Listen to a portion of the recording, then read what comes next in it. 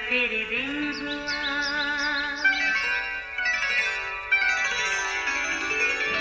नया फिर दिन हुआ, पुरानी रात का करे सो शुक्र हम खुदा की जात का, खुदा की जात का नया फिर दिन हुआ।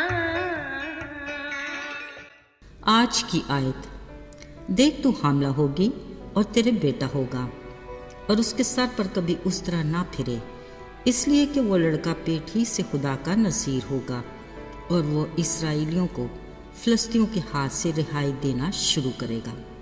क़ज़ात 13 बाब 5वीं आयत। अज़ीज़ो, मनोहा और उसकी बीवी इसराइली घराने का वो उदास जोड़ा था जो औलाद जैसी नेमत से मारूम था। इन दिनों इसराइली कौम फ़िलिस्तियों के रहम व करम पर थे, क्योंकि खुदा ने उन्हें उनकी बदी की सज़ा दी और कहा, तुम लोग तवील मुद्दत यानी 40 साल तक फ़िलिस्तियों के हाथों में पड़े रहोगे। एक दिन अजीब इत्तफाक हुआ। मनोहा की बीवी को खुदा का फरिश्ता दिखाई दिया और कहा, देख तू बांझ है और तेरे कोई औलाद नहीं, मगर अब तेरे बेटा होगा और वो बेटा खुदा का नसीर होगा। उसी के ज़रिए इसराइलियों को फ़िलिस्तियों से रिहाई मिलना शुरू होगी। इसी खुशखबरी के साथ फरिश्ते ने बड़ी ज़रूरी हदायत भी बताई, और ना कोई नापाक चीज़ खाना, उसके सर पर कभी उस तरह भी न फिरे। अजीज़ो, कुदरत खुदा की देखिए, वो औरत जो बांझ थी खुदा के बड़े फजल से इसराइलियों की गुलामी से आज़ादी जैसी उम्मीद की किरण बन गई। जब मनोहा को अपनी बीवी से उस मरते खुदा की बातों का इल्म हुआ, वो खुशी के मारे खुदा से दरख्वास्त करने लगा कि ऐ मेरे मालिक, मैं तेरी मिन्नत करता हूँ कि वो मरते खुदा एक बार फिर हमारे पास आए और हमें सिखाए कि हमें उस पैदा होने वाले लड़के के लिए क्या क्या करना है। खुदा ने मनोहा की अर्ज सुनी और एक बार वही फरिश्ता फिर नमूदार हुआ और मनोहा से कहा कि जिन चीज़ों के परहेज़ का मैंने हुक्म दिया है ये उससे माने। मनोहा ने फरिश्ते से कहा, अगर इजाज़त हो तो हम तेरे लिए बकरी का एक बच्चा तैयार करें। फरिश्ते ने जवाब दिया, मैं रोटी नहीं खाऊंगा, पर अगर तू सूखती कुर्बानी तैयार करना चाहता है तो लाजम है कि उसे खुदावंद के लिए गुजरान। तब मनोहा ने बकरी का वो बच्चा माँ नज़र की कुर्बानी के लिए एक चट्टान पर खुदावंद के लिए उनको गुजराना। अजीज़ो, ये इन दोनों के लिए किस कदर खुशी का मौका था। अब तो उनकी कुर्बानी को भी खुदा ने कबूल किया। ऐन इस लम्हे एक अजीब वाक़या पेश आया। ऐसा हुआ कि जब शोला मज़बा पर से आसमान की तरफ उठा, खुदावंद का फरिश्ता मज़बा के शोला में से होकर ऊपर चला गया। वो दोनों ये देखकर औंधे मुँह ज़मीन पर गिर पड़े। उसने अपनी बीवी से कहा, अब हम ज़रूर मर जाएंगे क्योंकि हमने खुदावंद को देखा।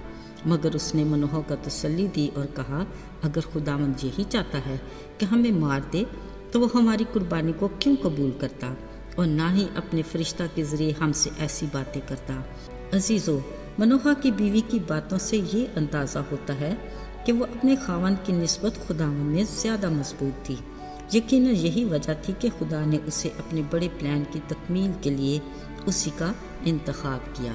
साथियों, खुदा के फजल और उसके ठहराए वक्त पर उनके यहाँ बेटा पैदा हुआ।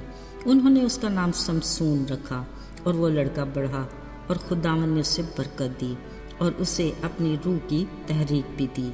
याद रहे, खुदा के फरिश्ते के मुताबिक समसून बनी इसराइल के लिए मायूसी में उम्मीद की किरण की तरह नमूदार हुआ, जो ऐन खुदा के प्लान के मुताबिक था। अगरचे खुदा अपने लोगों से बेपनाह मोहब्बत रखता था, मगर इसके साथ उसकी तरबियत का असूल भी इंतहाई सख्त था।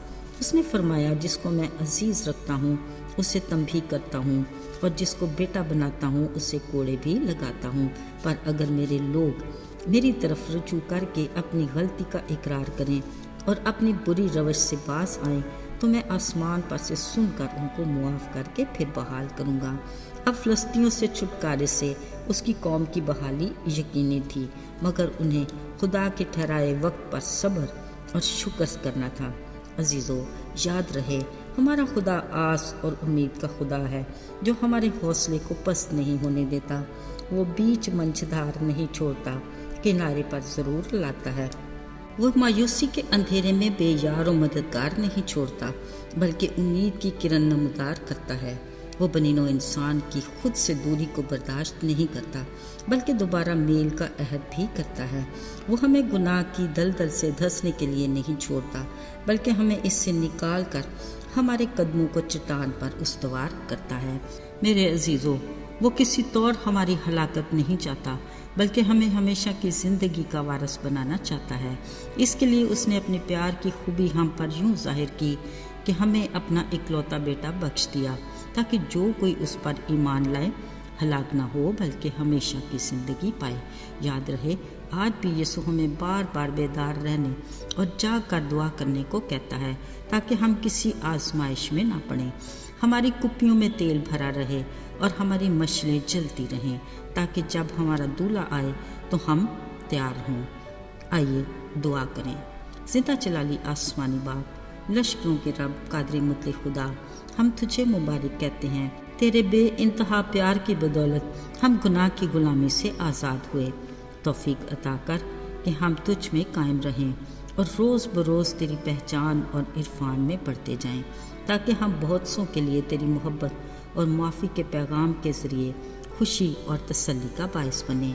یسوع کے مبارک اور بابرکت نام میں مانگتے ہیں، عطا کر، آمین۔